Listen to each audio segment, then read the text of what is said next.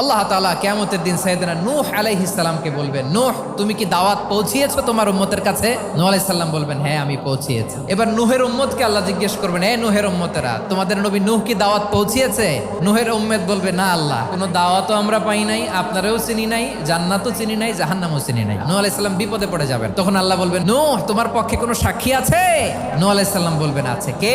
উম্মতে মুহাম্মাদি। তখন আমরা বলবো, আল্লাহর নবী নূহ আলাইহিস সালাম তিনি আপনি যা যা বলেছেন ঠিক তা তার উম্মতের কাছে পৌঁছে দিয়েছে। এবার নূহের উম্মতের সাথে আমাদের ঝগড়া লাগবে। তারা বলবে, তোমরা আসছো আমাদের হাজার হাজার বছর পরে, তোমরা কি করে জানলা? তোমাদের সাক্ষী ধর্তব্য হবে না? আমরা তখন বলবো, আমাদের কোরআনে তোমাদের নবীর নামে আল্লাহ তাআলা একটা সূরা নাজিল করেছেন, সূরাতে নূহ। দিন রাত এক করে তোমাদের কাছে তিনি দাওয়াত পৌঁছেছেন, সব আমরা জানি। আমরা যখন বলবো এই কথা, নূহের উম্মত চুপসে যাবে। তখন আমরা সত্য বলেছি কিনা এটা আল্লাহ তাআলা জানতে চাইবে বিশ্বনবীর কাছে। তখন বিশ্বনবী আমাদের পক্ষে সাক্ষী দিবেন। আওয়াজ করে বলেন আল্লাহু আকবার।